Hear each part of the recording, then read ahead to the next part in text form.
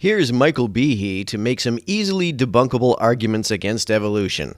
Now, it turns out if any of these parts are missing, the trap doesn't work. So not only is it complex, it's what I called irreducibly complex. You can't take a part away and still have it work.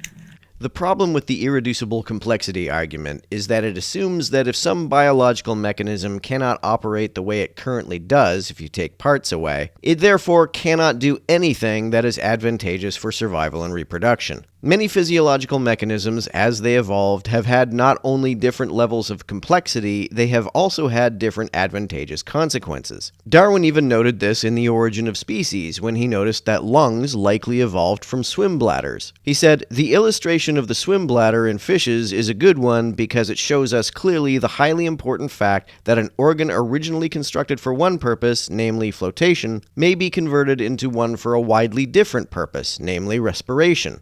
If you took away this hammer, the mice don't get caught. Take away the spring or the holding bar, any of the pieces, it doesn't work. Now, the problem for Darwin's theory is that, number one, the molecular foundation of life is run by machines. The cell is run by actual machines made out of molecules.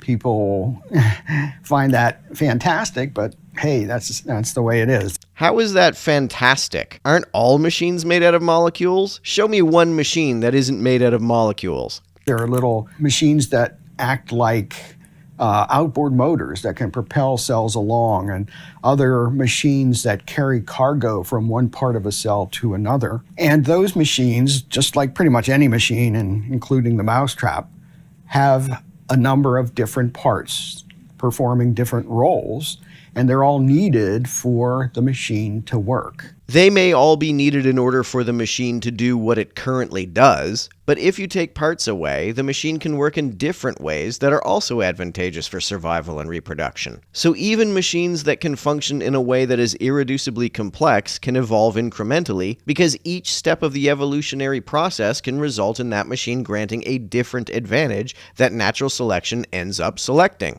Darwin's theory of evolution requires that natural selection favor an organism that has a very small change that helps the organism do something better.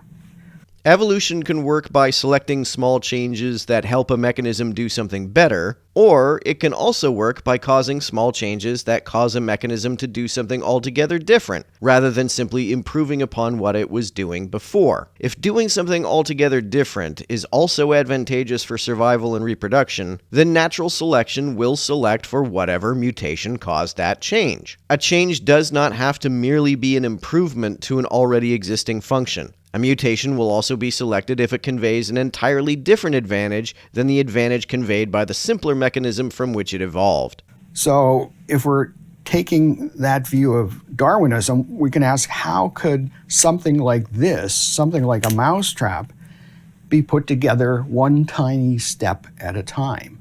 By granting different survival advantages along the way, rather than merely improving on any particular survival advantage.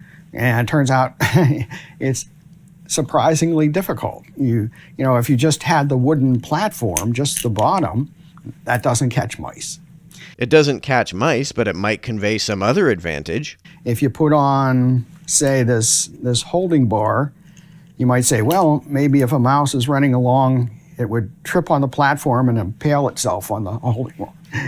But that's kind of just silly. Behe is still assuming that a mechanism has to convey the exact same kind of advantage throughout the course of its evolution. It doesn't. It can convey one kind of advantage in its early development, and then a small change can result in it conveying an entirely different kind of advantage. Folks who insist upon the idea that there are mechanisms in biology that cannot evolve incrementally because their current function is irreducibly complex lack the imagination to realize that simpler mechanisms can convey different kinds of advantages. Behe has been promoting the idea of irreducible complexity for quite a few years now, so I know he's heard these rebuttals from others, and the fact that he keeps touting this mousetrap analogy is suspiciously obtuse.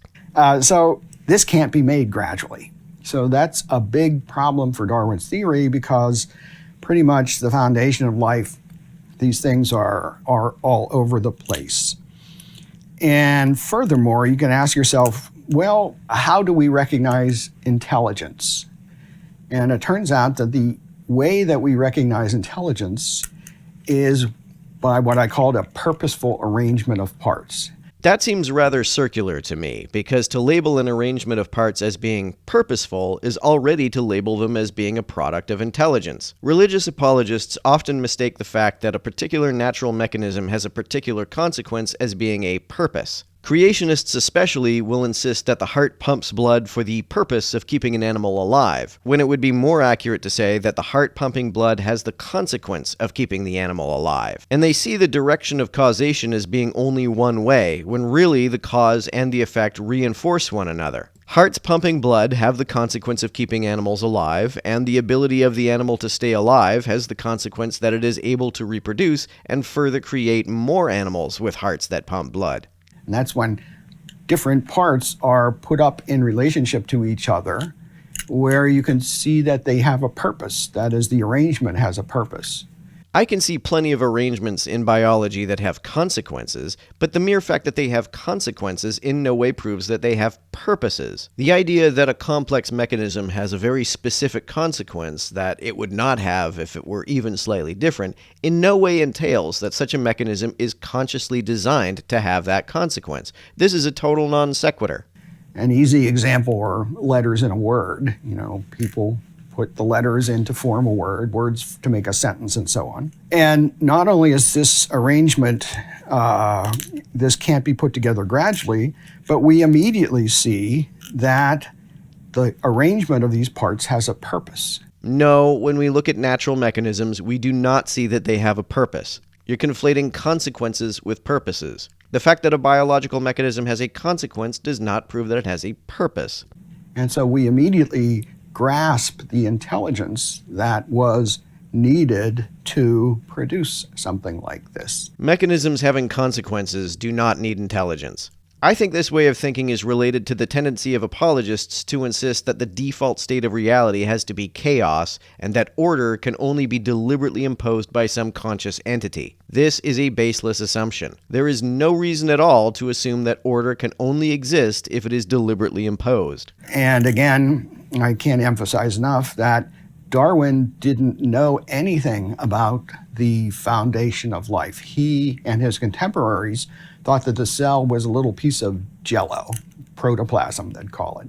And it was mysterious, did cool stuff, but they didn't know how, so they pretty much ignored it. But modern science has shown that the cell is a lot like a ultra-sophisticated nanoscale factory, far, far beyond anything that humans could produce. And again, they're just chock full of machinery that is much more sophisticated than this simple little mousetrap. So not only have I become skeptical of Darwin, but you can readily see the design in life. You can only see design in life if you baselessly assume that order and natural mechanisms having specific consequences are somehow impossible without intelligence being involved. I also suspect there's a bit of an affirming the consequent fallacy at play here. Creationists see that things designed by human intelligence are complicated and have specific effects because they are deliberately designed to have those effects. They see complicated mechanisms in nature that have specific consequences, so they infer that they must be designed by an intelligence as well. This is fallacious because the mere fact that intelligence creates complicated mechanisms that have specific consequences does not entail that every complex mechanism with a specific consequence is therefore a product of intelligence. Maybe there's even a bit of wishful thinking involved. Maybe folks like Behe are just uncomfortable with the idea that the universe is not under some benevolent control. Perhaps this motivates their reasoning in such a way as to produce a bias in favor of inferring design where there is none. If creationists were not motivated by their preferred religion, I would expect to see a lot more creationists who are simply non-denominational theists rather than Christians or adherents to some other specific form of theism.